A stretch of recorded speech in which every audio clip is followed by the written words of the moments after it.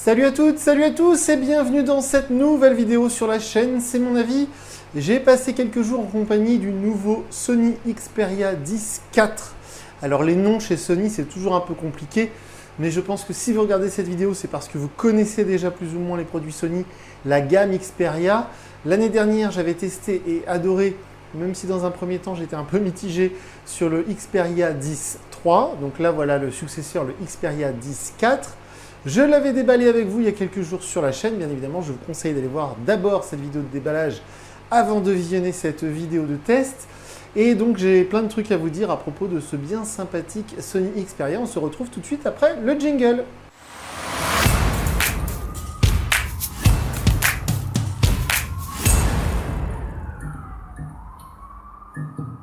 Comme je vous le disais, j'ai donc passé quelques jours en compagnie du Sony Xperia 10 IV. C'est donc un smartphone, on va dire milieu de gamme, même si on commence là vraiment à être sur des tarifs importants. C'est 499 € le tarif officiel de ce smartphone. On est presque au prix du Vivo V23 que j'avais testé et moyennement apprécié il y a quelques semaines.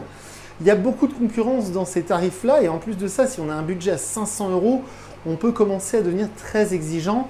Alors je mets tout de suite un holà, une sorte de disclaimer comme on dit en anglais, parce que je sais que les acheteurs de produits Sony sont souvent des acheteurs fidèles. C'est-à-dire que souvent les acheteurs de Sony Xperia sont des gens qui de toute manière voulaient le Sony Xperia et je les vois mal hésiter avec un Poco, avec un Realme ou avec même un Xiaomi ou un Samsung. Ceci étant dit, j'y reviendrai en fin de vidéo, je le trouve quand même un petit peu cher. Alors on va commencer comme d'habitude par les points positifs, les choses que j'ai appréciées. Et puis on terminera par les points négatifs, les choses que je regrette sur ce smartphone. Alors dans un premier temps, vous le savez, j'aime bien commencer par le design. Et là honnêtement, voilà, je le trouve magnifique, je le trouve super séduisant. Il est très beau, c'est un très très bel objet. Il faut vraiment l'avoir en main pour se rendre compte à quel point c'est agréable. C'est un petit smartphone compact, léger, mais vu qu'il est très petit, il paraît un peu comme les iPhone 6 d'il y a quelques années. On a quand même une impression de solidité parce qu'il est petit, il est compact. Ça me rappelle beaucoup les Xperia Compact. Vous savez, dans le début de la gamme Sony Xperia, quand Sony a commencé avec les smartphones Android de grand format, le Xperia 1, le 2, c'était Z1, Z2, Z3 au début. Il y avait toujours un équivalent compact qui était plus petit. Ça me rappelle beaucoup cette gamme, je le trouve vraiment sympathique. Alors, on va pas se mentir, ça ressemble comme deux gouttes d'eau à ce qu'on avait vu l'année dernière sur le 10.3. Mais ce nouveau coloris lavande, il y a aussi un coloris menthe qui est un peu vert, qui est magnifique. C'est une espèce de mat, je trouve ça franchement très très très beau.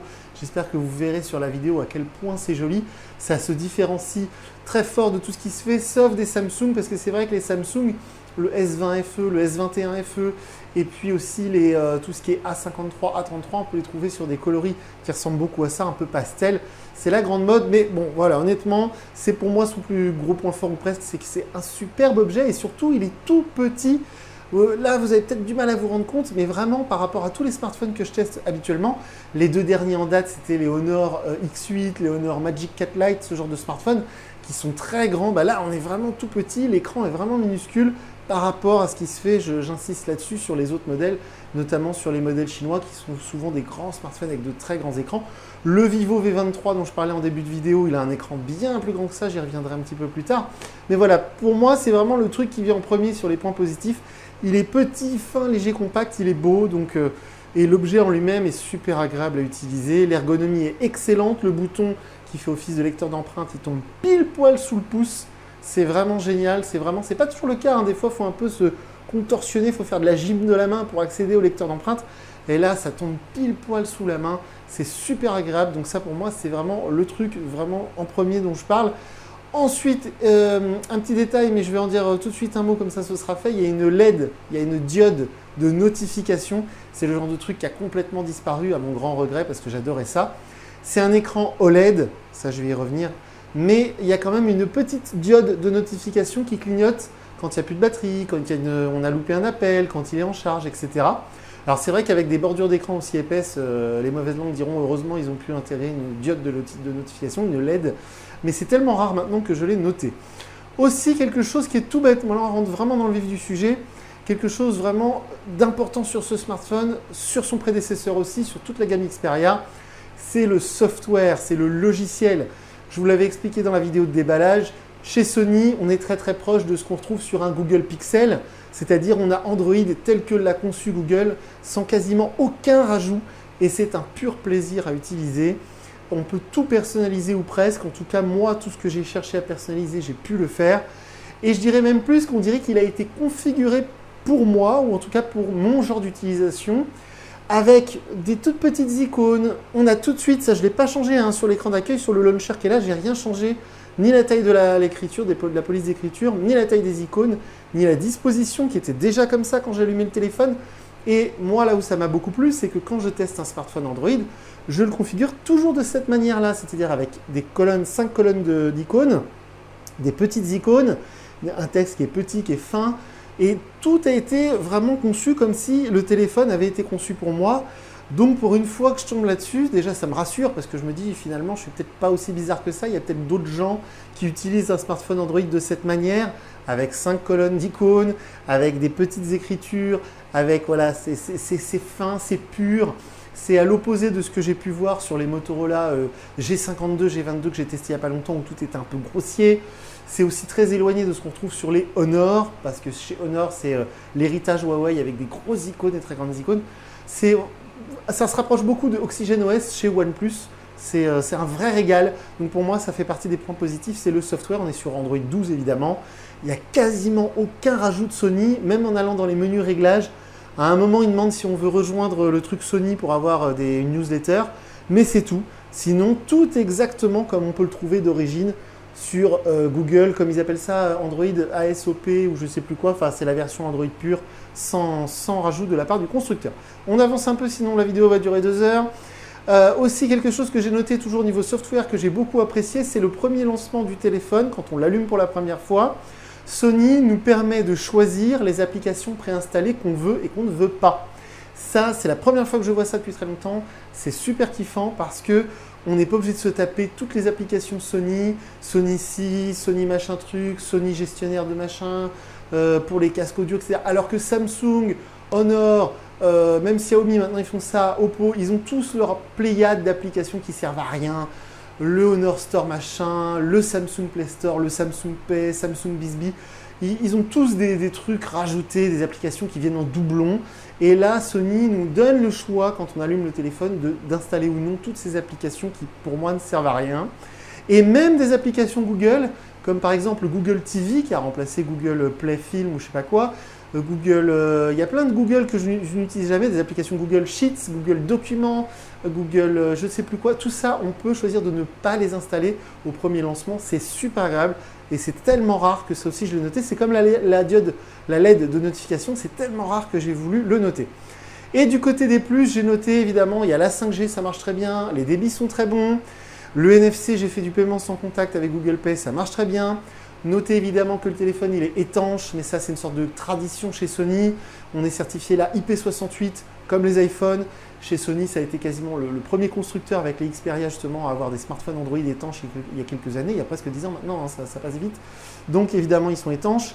Et aussi, un point très important, l'autonomie est excellente.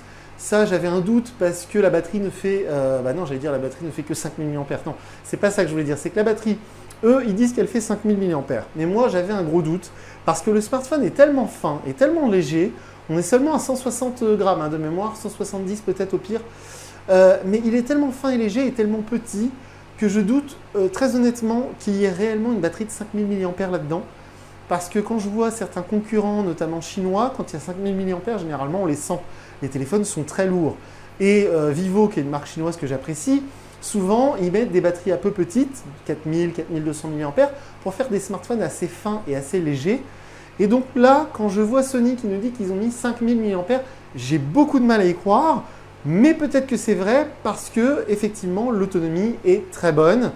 Il est largement possible de tenir une journée sur la batterie, voire 2 ou 3 jours.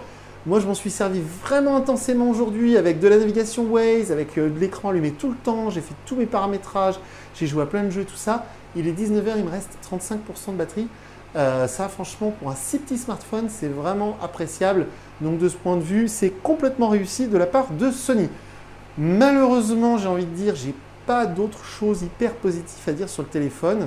Donc, on va passer du côté voilà, des choses que j'ai reprochées, des points négatifs, voilà, des choses que vraiment je regrette un peu. On va commencer par un truc, je ne vous ai pas encore parlé de l'écran. C'est un écran OLED.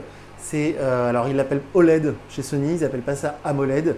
Apparemment, il y a aussi cette Truminos, je sais pas quoi, cette fonctionnalité des écrans des téléviseurs Sony, Bravia pour le coup, qui a été apparemment importée sur cet écran OLED. Mais alors déjà d'une, comme je vous disais tout au début de la vidéo, il est tout petit comparé à ce qui se fait dans la concurrence.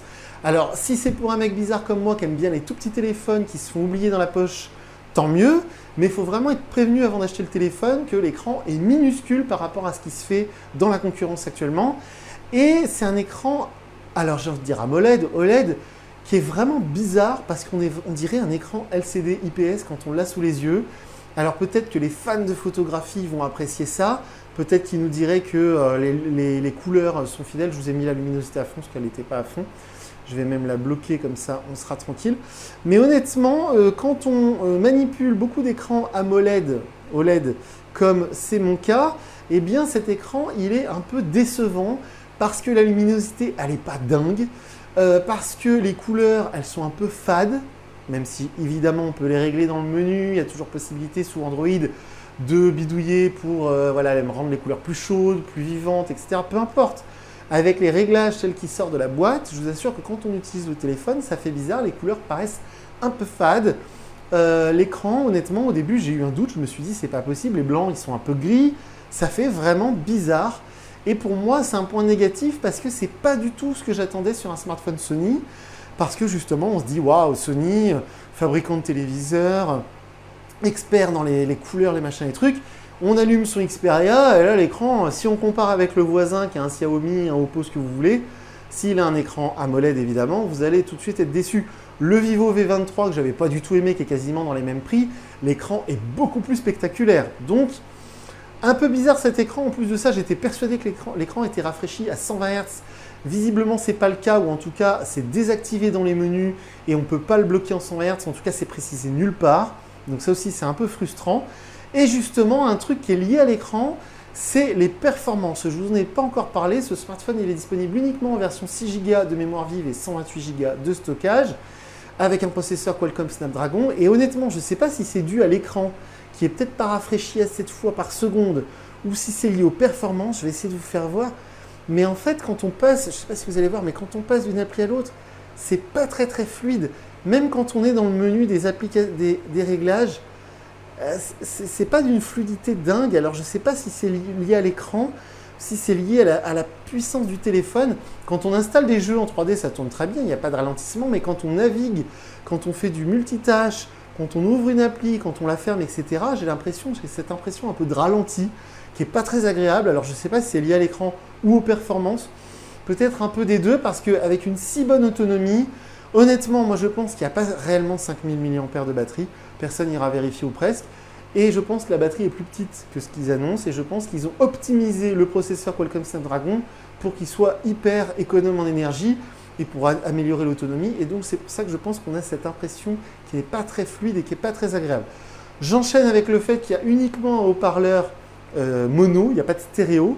Si vous regardez une série ou si vous jouez à un jeu vidéo ou si vous écoutez un podcast, le son ne sort que en bas, il ne sort pas en haut du téléphone. En plus de ça, le haut-parleur n'est pas super puissant, donc un peu décevant. Aussi, tout à l'heure, je vous parlais de la possibilité de choisir les applications qu'on va installer quand on lance le téléphone pour la première fois. Mais il y a quand même 2 applications sponsorisées préinstallées qu'on ne peut pas supprimer du tout.